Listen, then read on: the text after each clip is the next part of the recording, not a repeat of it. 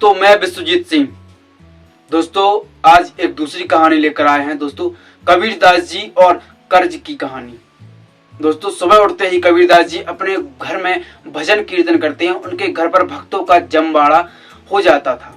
वहीं पर भजन कीर्तन नाच गान होता था। वहीं नहीं कबीरदास जी आए हुए सभी को खाना खिलाकर भेजते थे। रोज 200-300 भक्त उनके यहाँ आते हैं और सभी को खाना खिलाए बगैर नहीं जाने देते। इससे उनकी पत्नी लोई और बेटा कमाल दास परेशान हो गए थे। घर में राशन पानी खत्म हो रहा था। घर कर्ज पर चल रहा था। नंबर 1 दिन कबीरदास जी ने भक्तों को खाने का न्योता तो दे दिया, लेकिन पत्नी परेशान, घर में राशन खत्म हो गया। तो वह पीछे के दरवाजे से गई राशन की दुकान पर और दुकानदार को राशन देने के लिए बोली, मैं तुम्हें और राशन नहीं दे सकता, पहले तुम पुराने कर्जे चुकाओ। दुकानदार ने कहा।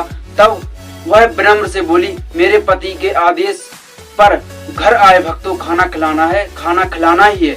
दुकानदार बोला, ठीक है, मैं तुम्हें राशन दे दूंगा, लेकिन बदले में जो तुमसे मांगू वह मुझको तुम्हें देना पड़ेगा। कबीरदास जी की पत्नी अत्यंत सुंदर थी। दुकानदारों उसे गंदी नजरों से देखने लगी। दुकानदार ने कहा, आज रात तू मेरे घर पर आ जाना और मैं तुम्हारा सारा कर्जा माफ कर दूंगा। वह थोड़ी देर सोचने लगी और दुकानदार से बोली, ठीक है, मैं आ जाऊंगी, अभी के लिए मुझे और राशन पानी दे दो। शाम हुई, सभी भक्त चले गए। पत्नी तैयार सज धज के बैठी थी, लेकिन बाहर मूसलाधार बारिश हो रही थी। कबीर ने अपनी पत्नी से पूछा, क्या बात है, तुम तैयार होकर क्यों बैठी हो, कहीं जाना है क्या? तब उसने सारी बातें कबीरदास जी को बताई। ठीक है, चली जाओ, कबीरदास जी ने कहा, लेकिन इतनी रात को, वो भी तेज बारिश में, तुम कैसे जाओगी? चलो मैं तुम्हें छोड़ आकर आता हूँ। छाता लेकर दोनों निकल गए। दुकानदार के घर पर पहुंचने पर दरवाजा खटखटाया। वह दुकानदार उत्सुकता से उसी का इंतजार कर रहा था। पहले तो उसे लगा कि वह नहीं आएगी, उसने मुझे धोखा दे दिया। दरवाजा खोला तो वह सामने खड़ी थी। दुकानदार थोड़ा डरा। उसने सोचा कि कबीरदास जैसे संत की पत्नी इतनी आसानी से कैसे मान गई। उसे डर लगने लगा जब उसने देखा कि बारिश में भी उसके कपड़े भीगे नहीं हैं।